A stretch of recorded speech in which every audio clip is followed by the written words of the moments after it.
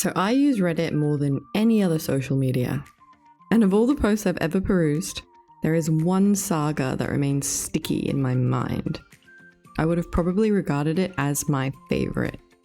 And that is the saga of Ogtha, OP's imaginary cockroach wife. In the initial TIFU post, he outlines the literary origin of his intense fantasies of an alluring seductress of the Blatterdean persuasion. He wanted to gingerly care for a woman turned chitin from flesh, loving her despite society's repulsion. And as obsessions formed in your teenage years often do, she became ingrained in his mind, his addiction to her fueled by regular, dopamine releases to her imaginary form. Upon adulthood, he found he couldn't quite perform with a 3D real-life meat woman without thinking of his cockroach temptress. He ignored his human girlfriend on a visceral level, envisioning the pleasure provided by her body was in fact Ogtha's vestibulum. Of her allure, lovesick OP states, "Of course, this can never be as exciting as my fully imaginary sessions with Ogtha. There are things that her multiple appendages and antennae allow for that a human woman could never match." Once confiding his truth to his girlfriend, he finds himself shortly single. Confused by her repulsion, he worries his ex will tell people of his love for Ogtha, and the fictitious arthropod may feel saddened by his shame. The comments were mostly jokes, but there was a note of truth to his account. But surely this was convincing satire, no? Anyway, it continues. Their love endures and OP returns 5 years later. Ogtha is entirely normalized now in his eyes as a function of established routine. Her personality has taken on a sentience in his mind, and he reveres her presence. And what is the expected next step for any man so entirely enamored? Why, marriage, of course. OP writes of that journey with much reverence, a sentimental accounting of their romantic endeavor. "I became so in love with my Ogtha that I married her. I even did a little ceremony in my living room. I recited my vows and she recited hers. I even went on a honeymoon, which technically you could say was a solo vacation to New Orleans for a week. But in my mind, Ogtha was with me the entire time. In my mind, I think of her as my wife." In casual conversation at work, OP mentioned his wife in passing, leading to unrelenting pestering from his co-workers. They wanted to meet his new bride. At a team lunch, OP finally makes the unwise decision to tell of his lover, detailing her glorious exoskeleton, including her initial inception from the Franz Kafka novel as inspiration. He reminisces, "What started as a mere sexual attraction to giant roaches blossomed into a whirlwind romance, and she became the love of my life, even though her existence was in my own mind." And yet, they were afraid, disgusted. They went as far as consulting HR in their discomfort, but much to their chagrin, OP could not be terminated due to his affection for his illusory mate. He laments losing his career prospects due to his honesty, seemingly unaware of the role his deficient judgment played. He waits for the day Ogtha can be made physical by technology. "Willing to accept that you're doing this if you're willing to accept that you need to stop." The comments this time were swayed towards therapy. In the final TIFU installment, OP demonstrates that he has learned nothing. A year later, he feels his parents have a right to know of his nuptials and anticipates they will find it unusual, yet his disclosure will end in understanding and happy acceptance. Instead of tears of happiness, his mother wept of sorrow. He considered his wife a sentient tulpa and encouraged them to visit Reddit for further education on the topic. His final post looks for reassurance on the Tulpa subreddit, and OP leaves us to wonder how he moved forwards with his life. My initial impression was incredulity. I was well versed in delusions. I am schizoaffective, but to have one that spanned 6 years, daily, with intensity, voluntarily, was unheard of to me. It seemed to be a willing choice to recommit every single day to a delusion, to fortify an idea that seemed so obviously repulsive to the general public. His choice to disclose multiple times, despite continual negative repercussions, seemed like self-harm. He was employable, capable of relationships, both committed and casual, and yet he chose instead to indulge in a fantasy with heavy social penalties. I saw it as maladaptive daydreaming, repeated so frequently it became an effortless habit. I agreed with his parents. I thought him deranged. I reflected on his initial inspiration for the fantasy, Kafka's Metamorphosis, the themes including social isolation and loneliness. I thought of how that was a common burden of the human experience, and he must have related strongly. A hyper-imaginative teenage mind birthing the concept of Ogtha for companionship and comfort, an abstraction to soothe one who felt forsaken. Why continue to pursue such a damaging endeavor if not for delusion's sake? I truly believed the entire concept was an exercise in make-believe. She's just make-believe, like Peter Pan. Peter Pan too? And people were lying and exaggerating their experiences as a whole. I was somewhat self-indulgently, selfishly, personally offended. I put so much work into fighting delusions, into setting up systems for reality checks, never indulging in daydreaming despite the dopamine hit. It was important to stay lucid. Why didn't people understand that? I did therapy despite PTSD, I took the meds every day, which I am still so loath to do, but I work so hard to not be another loud stereotypical case. And I've developed a bit of a holier-than-thou narrative about others who choose not to. I feel like how delusional people act reflects poorly on the stigma I have to wear. So can they just please try a little harder? Anyway, I decided to try to solidify my opinions with research. I expected them to be supported. This was evidently an example of mental illness, but I never feel things are concrete until I've trawled through a little bit of peer-reviewed papers to back up my ideas. A remaining artifact from the 4-year bachelor's I so loathed completing. The proliferation of habits, indeed. I didn't find what I expected. Let's get into it. The westernized ideals of the tulpa involve imaginary beings sharing someone's mind and body, made sentient through specific thought form protocol and concentrated thought practices. Their vocalizations can be distinguished from normal thought as they are more sudden, intentional, and autonomous. They seem to be a bastardization of the original Buddhist concept of tulkus, through both mistranslations and willful additions. The dependence on the relationship with Tibetan monks seems an exercise in giving legitimacy to plurality, as it is so often disparaged in the wider modern-day scientific community as a mostly negative experience associated with mental illness. Alexandra David Neal introduced the term to Western literature in 1929 by documenting her journey with Tibetan monks. Rather than relying on Buddhist principles, tulpas seem to more closely resemble thought forms that Annie Besant described in the late 19th century. As opposed to the highly deliberate creation by advanced practitioners of Buddhism for the purposes of enlightenment, tulpas are created intentionally or unintentionally and have the potential to turn against their creator, as David Neal described. We'll touch on that later. Authors such as John Keel and Walter Gibson attributed much of paranormal experience to be, in actual fact, tulpas, strengthened by public interest and intense concentration. The attribution of tulpas to Buddhism was furthered by modern media, during their inclusion in storylines in shows such as X-Files and Supernatural. It's not a tulpa. What? It's not a tulpa. In 2014, Samuel Vissier conducted a study of 166 tulpamancers in mostly the US and Western Europe and found that a majority were highly shy males between the ages of 17 and 34. These individuals created tulpas as companions to service the loneliness that occurred as a function of their increased shyness and social isolation. These demographics were also supported by Eisler's 2017 study.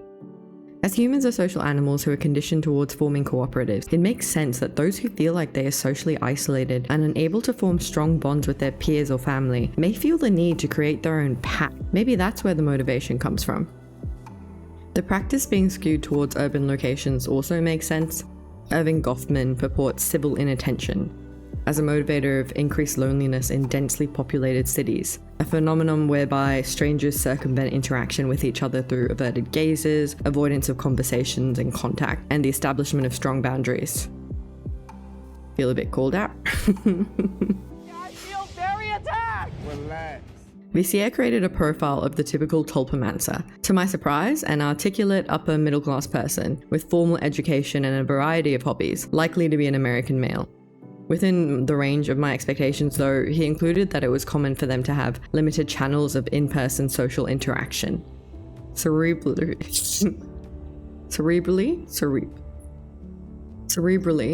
he mentions a natural ability for intense concentration and absorption that only improves with practice. They were empathetic with a high degree of ability to relate to other people, but with increased rates of social anxiety reported. Asperger's syndrome was also a common denominator. In another survey, Vissier also noticed other common mental illnesses or neurodivergent tendencies that would skew towards attention deficit disorder, anxiety, depression, and obsessive compulsive disorder. Additionally, a majority of these users expressed a self-reported improvement in their condition by taking up tulpamancy. Eisler considered Vissier's study and found similar results with his own, with 56% of respondents reporting some form of neurodivergence or mental illness, in excess of the expected rates for the general US population of 18.2%. He reported that most were diagnosed prior to the creation of their tulpas, and therefore were not a cause in these disorders, but rather again, a coping mechanism. The majority of respondents in this category indicated that tulpas had some form of positive influence on the progression of their mental illness. A vast majority of respondents agreed that tulpas positively impacted their lives in general. There is some suggestion that tulpas often exist with complementary characteristics to their hosts, much in the same way how people may select a romantic partner or friends. Tulpas often do not possess the same ailments as their hosts. Due to the tulpas' generally positive association with their hosts, as reported by Vissier, Eiler, and Martin et al., they are not considered in themselves originating from mental illness, as this is defined by behaviors and emotions that reside in harm and dysfunction. It appears tulpas are regarded as a coping mechanism for mental illness, but not as a direct product of one, via the mechanism of closeness, intimate understanding, and unwavering and ever-present support. We have no indication if this is due to a tulpa's positive benefit or merely expectation in the form of a self-fulfilling prophecy though. A subset within the population of tulpamancers, bronies, form tulpas in the image of My Little Ponies, which struck me as infinitely stranger. Now, I don't disparage a healthy love of My Little Ponies. In my youth I collected them, and I even have some of them from my larger childhood collection. But only Generation 1 I am discerning. They're classy guys and gals. The newer ones are so overtly feminine it makes me uncomfortable. It's a kid's toy. They look like ponies of the night. And I think because I recognize how those toys have been sensualized, it makes me uncomfortable that a fandom that has such an overwhelming, let's say, Rule 34 portion of the community, that it seems almost disrespectful to try to make them sentient in your own image for your own pleasure in that way, given their origin as a wholesome product intended for children. And I have read that having intimate relations with your tulpas is not uniformly accepted within the community, and where it is, many advocate for consent. In my opinion, I don't consider tulpas to be real sentient beings, due to their existence being an extension of your own thoughts and beliefs. Although I'm now willing to accept that their responses may not just be pure imagination and make-believe, in the sense that you can't always anticipate their reactions or their responses, they are still creations of your own mental pathways that shape the range of personality that is possible in the first place. Almost willingly formed mental hallucinations, if you may, but still something that is limited by your own mind. It's accepted within the community that they can only operate on knowledge that you yourself possess. So, therefore, I really don't feel like true sentience is possible. There are also examples of tulpas going rogue and becoming harmful companions, widely regarded to be due to incorrect mental practices and interactions with them. But I do worry about the potential for damage when the user base reports mental health issues at a higher rate than reflected in the wider community. They're vulnerable. Alexandra David Neal, who we spoke of earlier, had this experience. Her tulpa begun as a jolly, plump Western monk. He developed a strength and independence she did not intend. Over time, he grew leaner and became mocking and bold, and she decided to dissolve the phantom. The process took 6 months of struggle. Dissipating a tulpa with permanence, outside of dormancy, is something the community encourages you to think very seriously about, and it's still morally debated. I want to note that although David Neal coined the term, we haven't referred to her work very much. This is because some of her assertions I find demonstrably untrue, such as some of her thought forms being able to be seen by others and originally misequating tulpas quite so closely with Buddhism when she studied with them for such a long period of time. I think mentioning her too much just removes any credibility from the community or the discussion. Although Eisler's study indicated that respondents did not feel their social life was negatively impacted by investment in their tulpas, I can't help but feel like social energy and time are both finite resources. And if they are in fact sentient beings worthy of being seen as independent of their hosts, surely interacting with them would drain both these factors. And that would mean that interaction with tulpas reduces potential interaction with meeting new people or having new experiences. Mental illness can be debilitating, and I can't disparage the coping mechanisms of anyone who believe their tulpas help them, especially when positive results are reported so overwhelmingly. It would be like someone citing the abundance of anti-psychiatry literature out there, telling me my meds don't help me, it's a placebo effect, my sanity is in my own hands. I would find that infuriating. They can't know my experience, and they can't speak for me on the benefits of my pressed, powdered friends. I may see tulpas akin to aliens. But one has far more credibility than the other in the scientific community, and I've identified it as an area where I have to work on my open-mindedness. I want to be accepting and supportive of the practice, especially in light of the growing body of evidence out there for its benefits to mental health. But it's just so close to delusions, something I've spent so much time fighting against, that it's hard to blur that steel line. I have no solution for systemic loneliness. I have no other way that I could offer solace to people who find comfort in tulpas.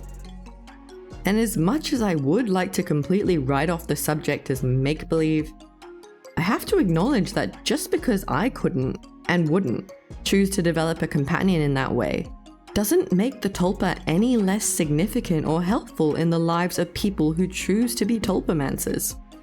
Upon reflection, I think it's a mixture of fear of the unknown and an unwillingness to accept something I don't and can't experience. Although, I do think certain aspects of the practice are problematic.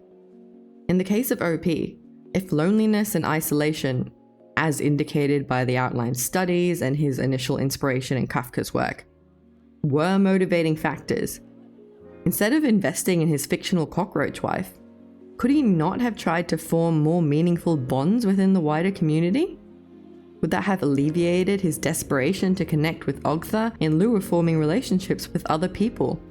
And you may question the narcissism it takes for me to disparage OP's chosen route of socialism in light of the burgeoning studies indicating plurality itself isn't harmful.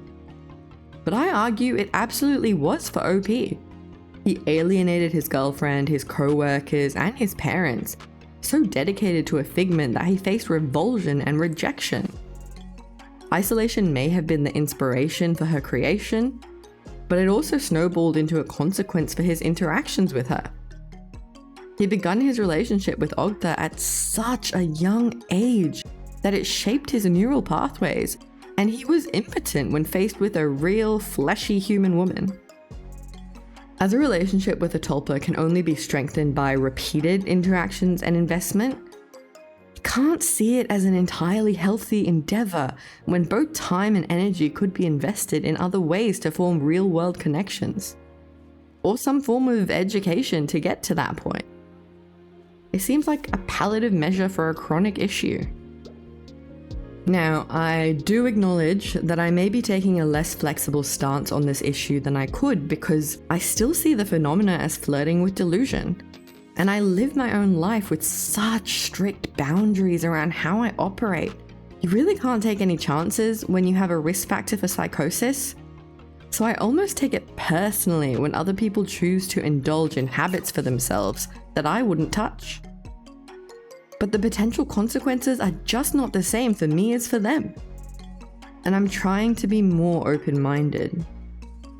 I started off finding Opie's obsession with his imaginary cockroach wife amusing, if lightly distressing. But now I just think of the man behind those words, who's given up so much of his life in commitment to a being no other will ever experience viscerally. And it deeply saddens me. I believe the post, rather than expertly crafted trolling, to be the honest account of someone so desperate for connection he chose the easiest route and has forsaken the others in his life to further commit to it. It's not my favorite post anymore. Just a cautionary tale of taking things too far to the point of real-world consequence.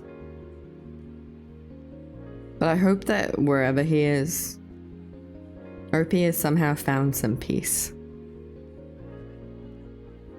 That's it. That's the whole video. Thanks for spending some time with me today. I appreciate it. Kind of disappointed I can't just laugh at Ogtha as a meme anymore. Ah, the curse of knowledge. I hope you're doing well. Alexandra David Neal introduced the term to Western literature